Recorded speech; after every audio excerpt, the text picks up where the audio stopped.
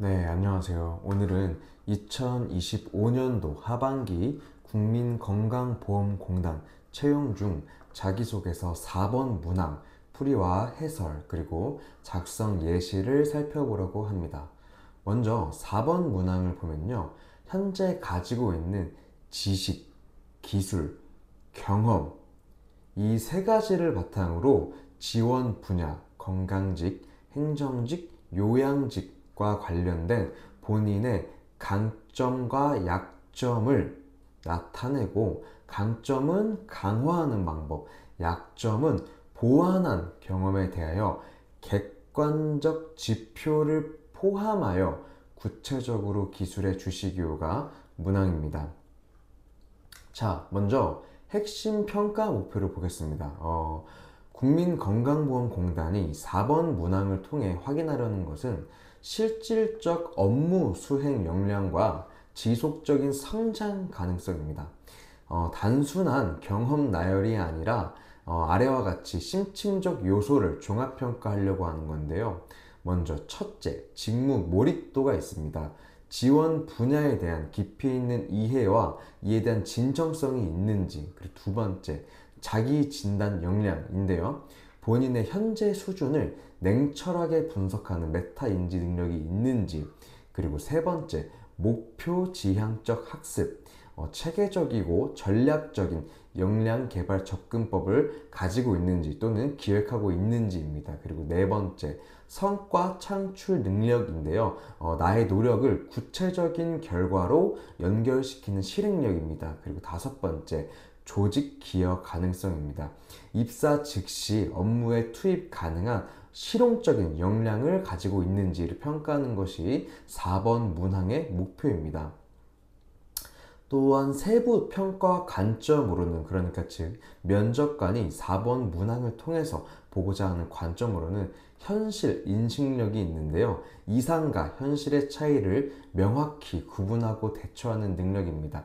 즉 4번 문항을 통해서 업무에 대해서 얼마나 현실감 있는 내용을 가지고 있는지를 평가하는 거라고 보시면 되겠습니다. 그리고 학습 전략이 있는데요. 단순 암기가 아니라 업무 적용이 가능한 실용적인 지식을 어떻게 습득하고 그 습득하는 방식을 잘 가지고 있는지를 살펴보는 것입니다. 그리고 지속 가능성이 있습니다. 일회성이 아닌 꾸준한 자기 개발 의지와 그러한 체계를 가지고 있는지 보려고 합니다. 그리고 네 번째, 차별화 요소인데요. 다른 지원자 대비 독특하고 경쟁력이 있는 강점을 가지고 있는지 보려고 하는 것입니다.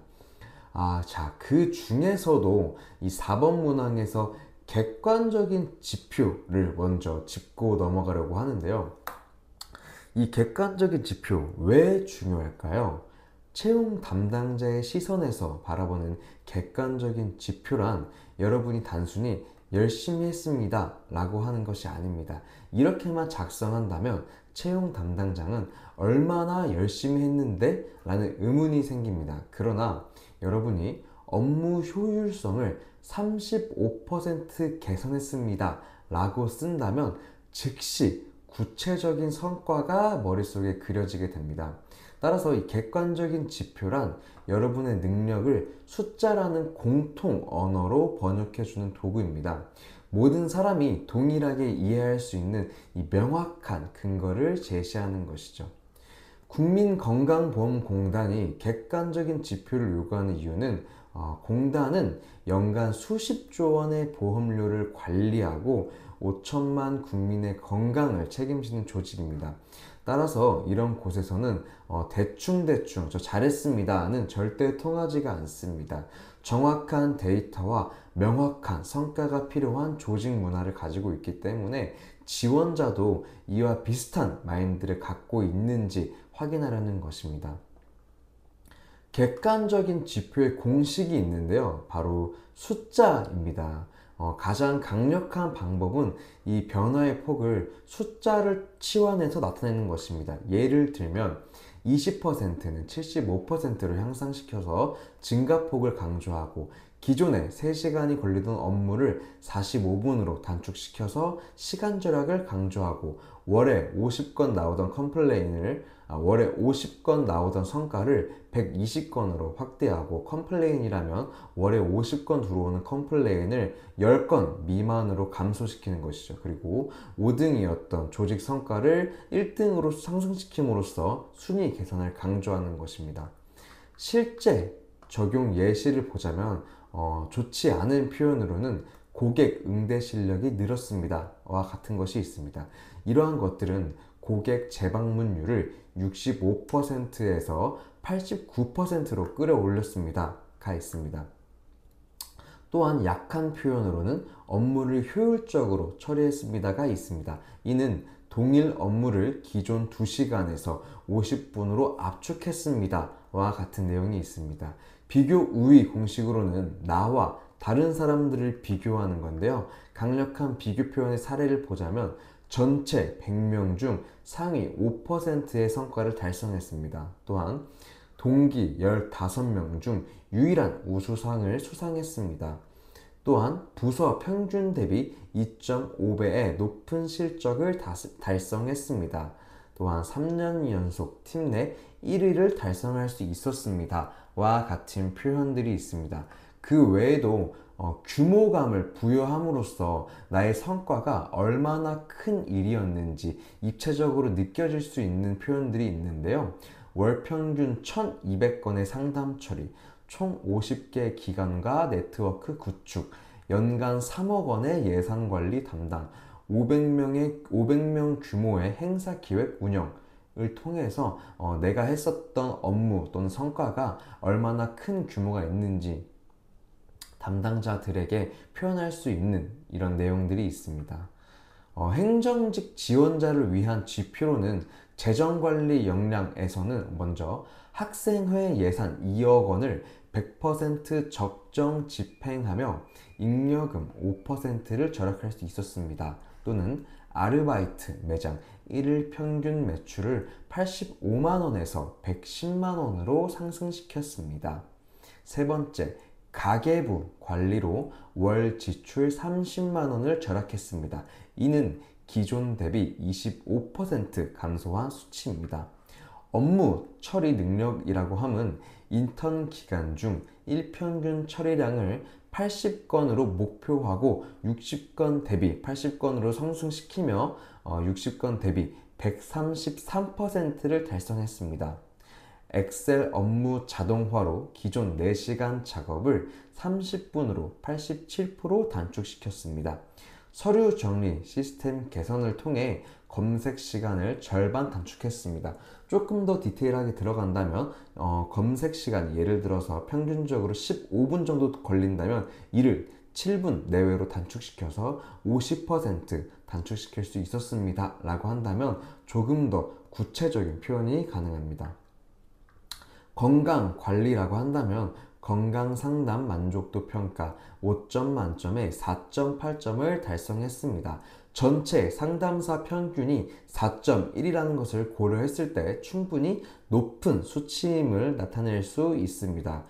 교육 상담 역량에서는 당뇨병 교육 프로그램 참여자 혈당 수치를 평균 15% 개선할 수 있었습니다. 와 같이 표현할 수 있었습니다.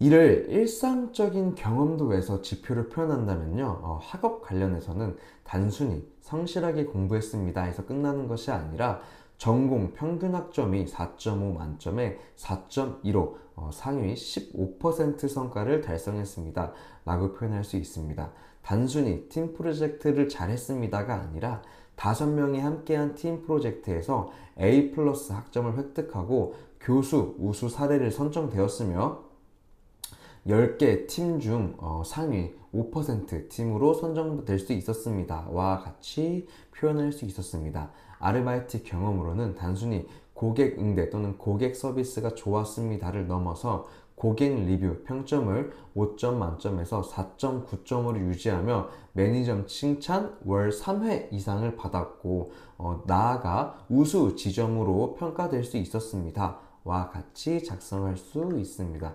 이 외에도 동아리, 봉사활동과 같이 내용을 작성할 수 있고요. 자격증 준비가 될 수 있습니다. 또한 양적 지표로는 새벽 3시 이상으로 하루 3시간 추가 학습 시간을 확보했다 라고 할 수 있습니다. 이를 주말 없이 8주 연속 도서관 학습을 통해서 총 200시간의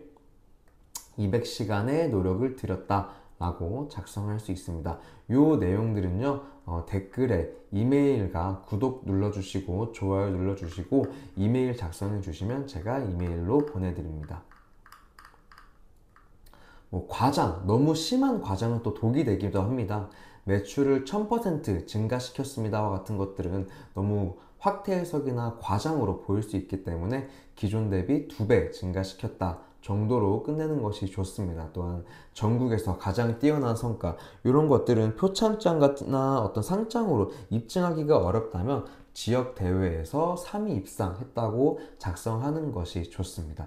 너무 작은 모집단의 의미가 없기 때문에 2명 중 1등보다도 50명 중 5등 정도가 가장 적합합니다.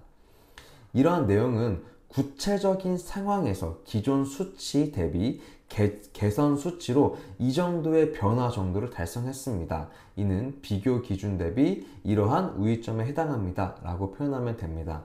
예를 들자면 카페 아르바이트에서 1매출 60만원을 85만원으로 42% 증가시켰습니다. 이는 같은 시기 다른 지점 평가율 15% 대비 3배 높은 성과입니다 라고 표현할 수 있는 것입니다. 단순히 여러분이 열심히 했다는 주장이 아니라 이만큼 해냈다는 증명이 필요합니다. 이러한 증명은 모두 숫자로 표현할 수 있어야 되고 숫자로 표현될 때 성과가 됩니다. 그리고 그러한 성과가 국민건강보험공단에서 판단하고자 하는 객관적인 지표라고 생각하시면 됩니다. 자, 넘어가서 이 4번 자기소개서 문항의 직무별 핵심 어필 역량을 살펴보겠습니다. 먼저 행정직으로는요, 필수 전문 역량으로 제도 운영 전문성이 있습니다. 건강보험 급여 기준이라던가 본인 부담금 산정 체계, 진료비 심사 기준, 숙지가 있고요. 재정 관리 능력, 보험료 수입 지출 분석, 재정 안정성 진단 등이 있습니다. 그리고 데이터 해석 역량이라고 해서 가입자 통계, 의료 이용 패턴, 재정 수지 분석을 통한 정책 제안 능력까지 볼 수 있습니다. 민원 해결 전문성에서는 복잡한 급여 문제를 명확하게 설명하고 해결하는 방안을 제시하는 소통 능력입니다. 법령 적용 능력에서는 건강보험법, 의료법, 개인정보보호법 등 실무 적용 역량을 평가할 수 있습니다. 여기서 차별화될 수 있는 전략으로는요, 공공기관 인턴 경험을 통한 정책 이해도, 재무회계 관련 자격증과 실무 경험의 결합, 또한 보험 관련 업계 경험, 손해보험이나 생명보험 등이 있겠죠. 대용량 데이터 처리 및 분석 경험 등이 있습니다. 다음으로 건강직 핵심 어필 역량이 있는데요. 건강직의 경우 국민건강증진 기획 자료도 볼 수 있기 때문에 필수 전문 역량으로는 질병 예방 기획력이 있습니다. 생활습관병 예방 프로그램 설계를 통해서 국민들의 자주 걸리는 생활습관병을 예방할 수 있도록 한다는 것을 보여줄 수 있고요. 건강 위험 평가 체계를 구축해서 일상 속에서도 쉽게 걸릴 수 있는 질병을 예방하자, 이런 것들을 보여줄 수 있습니다. 검진, 사업 운영에서는 국가 건강검진 또는 이런 검진하는 의료기관의 질적인 것들을 관리할 수 있습니다. 또한 검진 데이터 활용 방안을 개발할 수 있고요. 다음으로 건강교육 설계, 지역사회 협력, 근거 기반 실무가 있습니다. 앞서 말했다시피 이러한 내용들은 댓글, 좋아요와 구독 눌러주시고 댓글에 이메일 작성해 주시면은 이 파일 보내드립니다. 건강직 차별화 전략으로는 임상 현장에서의 직접적인 환자 케어 경험, 지역 보건사업 참여를 통한 공공보건 이해도, 건강 증진 관련 연구 활동이나 논문 발표 경험, IT 기술을 활용한 디지털 헬스케어 서비스 기획 및 운영 경험이 있습니다. 다음으로 요양직이 있습니다. 요번 채용에서는 행정직과 요양직을 가장 많이 채용하기 때문에 자기소개서 작성하신 분들은 그 점 유의해 주시고 작성을 부탁드립니다. 먼저 요양직 필수 역량으로는요, 사정 및 평가 업무가 있습니다. 이는 신체 기능, 인지 기능, 사회적 기능 등 종합 평가를 통해서 환자, 그러니까 고객의 정확한 등급을 판정하는 것입니다. 이는 장기 요양 보험 중에서도 등급을 판정하는 중요한 업무입니다. 그리고 현장 대응력, 이러한 등급 판정을 위해서 현장에 출동하는 게 필요하겠죠. 그럴 때 예상치 못한 상황, 응급 상황이라던가 갈등 상황에서 즉각적이고 적절한 대처가 가능한지 봅니다. 또한 서비스 연계가 있는데요. 등급별 적정 서비스 매칭 및 장기 요양기간 서비스 제공자 간의 조율이 필요합니다. 가족 상담, 요양 부담을 겪는 가족들에게 심리적 지지와 실질적 정보를 제공합니다. 또한 품질 관리가 있는데요. 서비스 제공 과정 모니터링 및 부적절 서비스 발견 중 이를 개선할 수 있고 개선으로 유도할 수 있는 역량을 평가합니다. 차별화 전략으로는 노인 요양시설, 재가 서비스 기관에서의 직접 서비스 제공 경험이 있습니다. 또한 사회복지 현장에서의 사례관리 경험, 의료진으로서 고령 환자 돌봄 경험, 또 가족 돌봄 경험을 통한 현실적 어려움에 대한 깊은 이해가 있습니다. 자, 이렇게 건강직과 행정직, 요양직의 중요한 역량을 파악해 보시고 내가 어필할 수 있는 역량을 지원 직무와 맞춰서 작성하시는 것이 중요합니다. 자, 사례를 하나 보려고 합니다. 첨삭 전 초안으로는 이분은 이제 요양직 지원하시는 분인데, 자, 간단하게 살펴보자면 사회복지사로 일하면서 노인분들을 많이 만났습니다. 객관적 지표 부족하죠. 할머니, 할아버지들이 힘들어하시는 모습을 보면서 더 체계적으로 도움을 드리고 싶다는 생각을 했습니다. 어떤 것들이 힘들어하는지도 내용이 나오지 않았고 체계적으로 무엇을 체계적으로 어떤 도움을 드리고 얼마나 도움을 주고 싶은지 부족하죠. 또한 장기 요양보험에 대해 공부했고 요양보호사 자격증도 땄습니다. 이 내용 괜찮아요. 현장 경험은 많지만 어떤 현장 경험이 많은지 이야기해야겠죠. 인정조사 업무는 해본 적이 없어서 관련 교육을 받았습니다. 관련 교육을 어떤 교육을 받았는지도 중요하고 이 교육을 통해서 내가 어떻게 성장했는지 그리고 그러한 성장 내용을 바탕으로 실제로 인정조사 업무에서 어떻게 적용할 수 있을지까지 작성하는 것이 좋습니다. 자, 그래서 이 내용을 첨삭을 해보자면 요양직의 핵심은 어르신의 잔존 기능을 정확히 파악하여 최적의 서비스를 연결하는 전문적 판단력입니다. 저는 땡땡 복지관에서 2년간 객관적 지표 나왔죠. 2년간 사례관리사로 근무하며 독거노인 120명 또 나왔죠. 120명의 생활 실태 조사와 서비스 연계를 담당했습니다. 실제 담당 업무를 구체적으로 표현함으로써 신뢰성을 높이는 거예요. 또한 현장 전문성 심화를 보여줄 수 있는 내용으로 직접적인 가정 방문을 통해 여기서 몇 가구 가정 방문을 했는지 그 부분까지 작성되면 더 좋았을 것 같아요. 가정 방문을 통해 어르신들의 실제 생활 환경과 돌봄 욕구를 파악하는 역량을 측정했습니다. 자, 이 경우 몇 명 중 몇 명의 어르신이 이러한 돌봄 욕구를 표현했다라고 작성한다면 객관적 지표 부분에서 더 높은 점수를 받을 수 있을 것입니다. 특히 인지기능 저하로 소통이 어려운 어르신 30분 객관적 지표 잘 나와 있네요. 어려운 어르신 30분을 대상으로 행동 관찰법을 활용한 기능평가 도구를 자체 개발하여 어떻게 개발하였는지 내용이 나와 있으면 참 좋을 것 같습니다. 이 정확도를 78%에서 91%로 제고했습니다. 객관적 지표 잘 나와 있네요. 이 경험을 바탕으로 한국사회복지협회 충계학술대회 구체적인 내용 잘 나와 있죠. 독거노인 기능평가의 현장 적용 방안을 주제로 구두 발표를 진행했습니다. 잘 나와 있는데 충계학술대회 참여했다는 어떤 실질적인 참여장이나 그런 것들이 있다면 더 좋을 것 같습니다. 그 다음 제도 이해 보완으로는 장기 요양보험법과 인정조사 매뉴얼에 대한 체계적 학습이 필요함을 인식하였다. 어떤 걸 계기로 인식하였는지 나와 있으면 참 좋을 것 같습니다. 국민건강보험공단 주관 24년도 인정조사 전문교육과정을 수료했습니다. 몇 점으로 어떤 내용을 수료했는지 잘 나와 있네요. 모의 인정조사 실습에서는 실제 사례 몇 건, 조처를 감토하여 등급판정위원회 심의 기준을 습득했습니다. 현장 경험과 제도적 전문성을 결합해 공정하고 정확한 인정조사 업무 수행에 기여하겠습니다. 이 내용 보면은 지금까지는 객관적인 지표가 잘 들어가 있어요. 군데군데 부족한 내용이 있는데 그 부분까지 여러분이 작성을 할 때는 객관적인 지표를 통해서 채워주면은 훨씬 더 구체적인 자기소개서가 가능할 것 같습니다.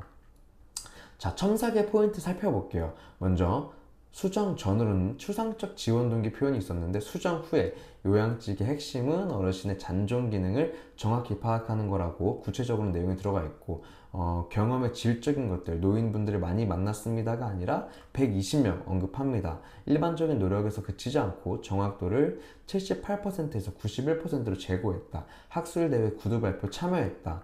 약점의 같은 경우 부족한 지식은 관련 교육을 받았습니다 라고 함으로써 인정조사 전문교육 과정을 수료했다. 또한 몇 점으로 또 몇 등으로 수료하여 상당히 높은 점수를 보였고 깊이 있는 몰입감을 보여줄 수 있습니다. 모의 사례 20건을 검토하면서 결코 질적으로나 양적으로나 부족하지 않은 보완을 했다고 표현할 수 있습니다. 또한 미래 기여 방안으로는 막연한 포부 국민건강보험공단에서 한 인재로서 최선을 다하겠다 해서 끝나는 것이 아니라 현장 경험과 제도적 전문성 결합으로 공정한 인정조사에 기여하겠다라는 표현을 통해서 구체적으로 내가 어떤 업무를 할 것인지까지 나타낼 수 있습니다.